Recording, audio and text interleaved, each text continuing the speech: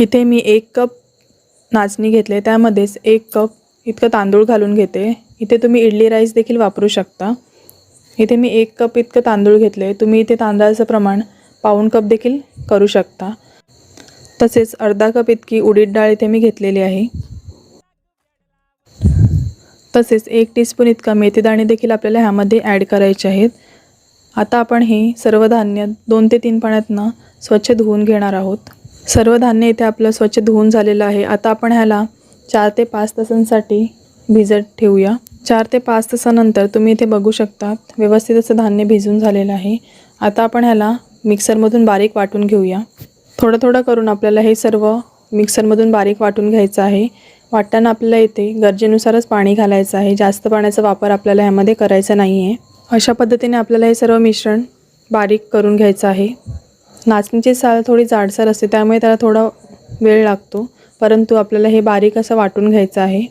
अशा पद्धतीने आपलं सर्व बॅटर तयार आहे। आता आपण ह्याला एका बाजूने मिक्स करून घेऊया, जेणेकरून ह्यामध्ये हवा निर्माण होईल आणि फर्मेंटेशनला मदत होईल। तुम्ही ही प्रोसेस हाताने देखील करू शकता। आपल्याला 1 ते 2 मिनिटांसाठी फक्त अशा पद्धतीने मिक्स करून घ्यायचं आहे। आता आपण हे झाकण ठेवून रात्रभर किंवा 7 ते 8 तासांसाठी झाकून ठेवूया। आपलं मिश्रण तयार आहे। आता आपण ह्याच्या इडल्या बनवायला घेऊया। सर्वप्रथम तर ह्यामध्ये मी मीठ घालून घेते। तुम्ही मिश्रण वाटल्यानंतर देखील फर्मेंट करण्याच्या आधी ह्यामध्ये मीठ घालून ठेवू शकता। सर्वप्रथम मी इडली पात्रामध्ये पाणी गरम करत ठेवलं आहे आणि इडलीच्या साच्यांना तेल लावून घेतलं आहे। थोडंसं अगदी टिश्यू पेपरने आपल्याला इथे तेल लावून घ्यायचं आहे आणि त्यामध्ये आपण आता मिश्रण घालून घेऊयात। आपण ह्यामध्ये पोहे देखील ॲड करू शकतो। पोहे ॲड केल्यामुळे इडल्या अजून सॉफ्ट व्हायला मदत होते। जेव्हा आपण मिश्रण बारीक वाटून घेतो आणि फर्मेंट करायला ठेवतो, त्याआधी आपण मिश्रण वाटताना त्यामध्ये पाव वाटी इतके पोहे 10 ते 15 मिनिटं पाण्यात भिजवून ते ॲड करू शकतो।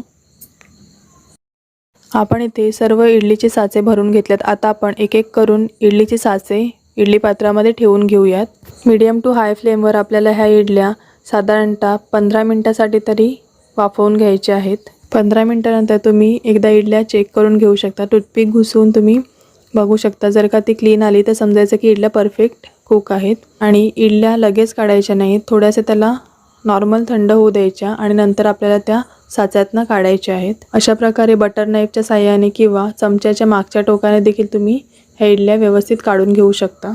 तुम्ही ह्याच बॅटरमध्ये थोडंसं पाणी घालून त्यात बारीक चिरलेला कांदा, टोमॅटो, मिरची, कोथिंबीर घालून त्याचे उत्तपम देखील करू शकता।